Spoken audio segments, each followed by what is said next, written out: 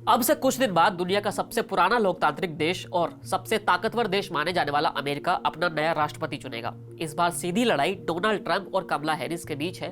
Trump पिछला चुनाव हारे थे, लेकिन अब फिर से जीतना चाहते हैं, जबकि कमला हैरिस अपनी पार्टी के नेता जो बाइडेन की बेटन को आगे बढ़ाना चाहती हैं। दुनिया का सबसे ताकतवर देश अमेरिका और उस पर राज करने वाला व्यक्ति सबसे दुनिया का ताकतवर व्यक्ति माना जाता है। ऐसे में अमेरिका का राष्ट्रपति कौन बनता है, दुनिया की इस पर नजर रहती है। वहां अभी राष्ट्रपति चुनाव की प्रक्रिया शुरू होने वाली है और 3 नवंबर को अमेरिका की जनता अपने नए नेता के लिए मतदान डालेगी।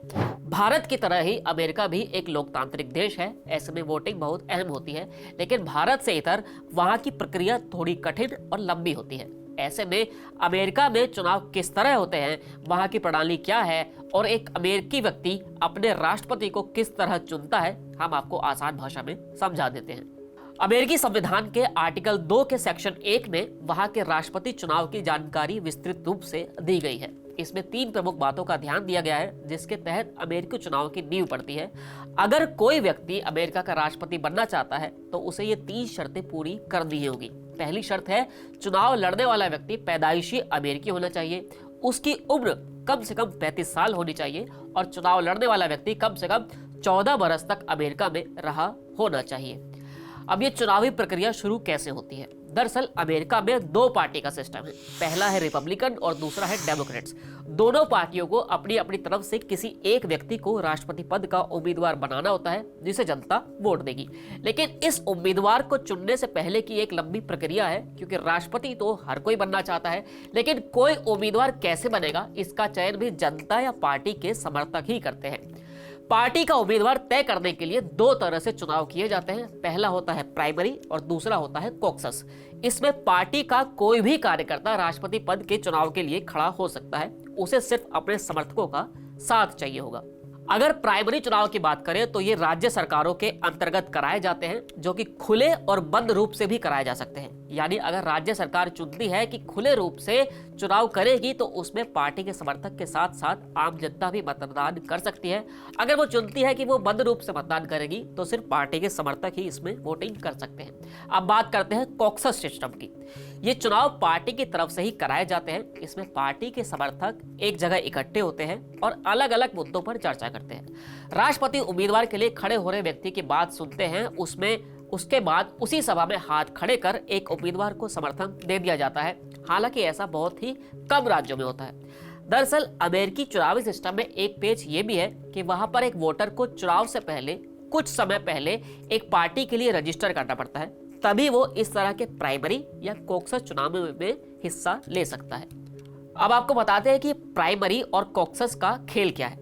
रिपब्लिकन और डेमोक्रेट्स दोनों पार्टियों की तरफ से राष्ट्रपति पद का उम्मीदवार बनने के लिए एक संख्या की जरूरत होती है, वो संख्या जो प्राइमरी और कॉकसस के चुनावों में जरूरी होती है।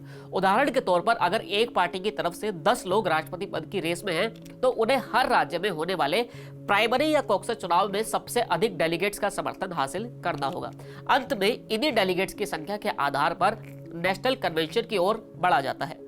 उदाहरण के लिए हम 2020 का उदाहरण देते हैं कि 2020 में डेमोक्रेट्स के कुल डेलीगेट्स की संख्या 3979 थी और जीतने के लिए उन्हें 1991 डेलीगेट्स की जरूरत थी, जबकि रिपब्लिकन के कुल डेलीगेट्स की संख्या 2550 थी और उम्मीदवार बनने के लिए कुल 1276 की जरूरत थी। एक बार जब प्राइमरी इलेक्शन खत्म हो जाता है तो यह तस्वीर साफ हो जाती है कि दोनों पार्टियों की तरफ से राष्ट्रपति पद का उम्मीदवार कौन होगा, लेकिन इसका आधिकारिक ऐलान नेशनल कन्वेंशन में होता है। डेमोक्रेट्स का नेशनल कन्वेंशन हमेशा जुलाई में होता है और रिपब्लिक का हमेशा अगस्त में होता है। यहाँ पर पार्टी की सर्वोच्च टीम उम्मीदवार का ऐलान करती है, फिर राष्ट्रपति पद का उम्मीदवार अपने समर्थकों के सामने एक भाषण देते हुए उम्मीदवारी को स्वीकार करता है और इसके बाद अपनी मर्जी से चुने हुए उपराष्ट्रपति पद के उम्मीदवार का ऐलान करता है। यहाँ से अमेरिकी राष्ट्रपति चुनाव की असली प्रक्रिया शुरू होती है, जब पार्टी की ओर से चुना गया राष्ट्रपति पद का उम्मीदवार पूरे देश में प्रचार करने के लिए निकलता है। अमेरिकी जनता हमेशा नवंबर के पहले सप्ताह में राष्ट्रपति पद के लिए मतदान करती है, लेकिन यह मतदान सीधे उम्मीदवार के लिए नहीं किया जाता है। अमेरिकी जनता सबसे पहले स्थानीय तौर पर एक इलेक्टर का चुनाव करती है। यह अमेरिकी राष्ट्रपति पद के उम्मीदवार का प्रतिनिधि होता है।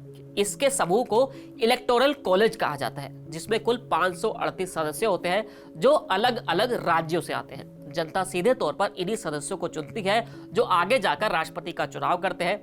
जब अमेरिकी जनता एक बार अपने इलेक्टर को वोट दे देती है तो उसका राष्ट्रपति पद के चुनाव में कोई हाथ नहीं रहता है। सिर्फ ये इलेक्टर पर निर्भर करता है कि वो किसे राष्ट्रपति बनाना चाहता है। राष्ट्रपति बनने के लिए किसी भी उम्मीदवार को 270 से अधिक इलेक्टर्स के समर्थन की जरूरत होती है। जिसके पास 270 से अधिक का आंकड़ा होगा वही व्यक्ति 20 जनवरी को अमेरिका के राष्ट्रपति या उपराष्ट्रपति पद की शपथ लेता है। अमेरिका भी भारत की तरह कई राज्यों का एक देश है। हर राज्य के पास सीटों की अपनी एक ताकत है जो प्राइमरी और बाद में फाइनल चुनाव में अपना एक किरदार निभाती है। कुछ राज्य ऐसे हैं जो अकेले दम पर पूरा चुनाव बदल सकते हैं, जैसे कि भारत में उत्तर प्रदेश लोकसभा चुनाव के लिहाज से सबसे बड़ा और अहम राज्य है।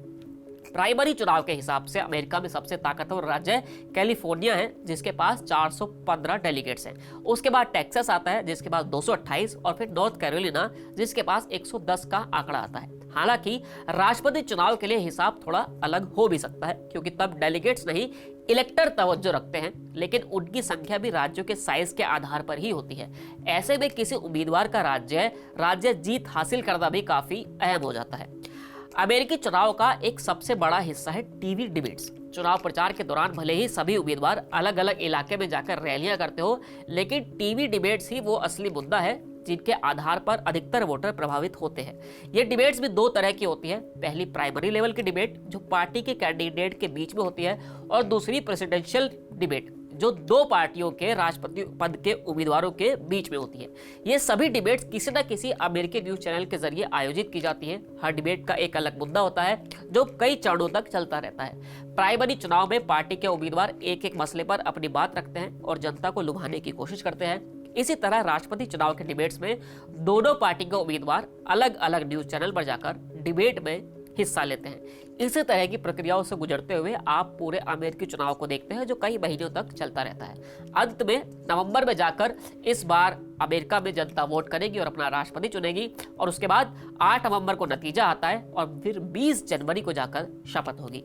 तो ये था अमेरिकी चुनाव, किस तरह अमेरिका में चुनाव होता है। ये आसान भाषा में हमने समझा। फिलहाल इस वीडियो में इतना ही, फिर मिलेंगे नई वीडियो के साथ। शुक्रिया।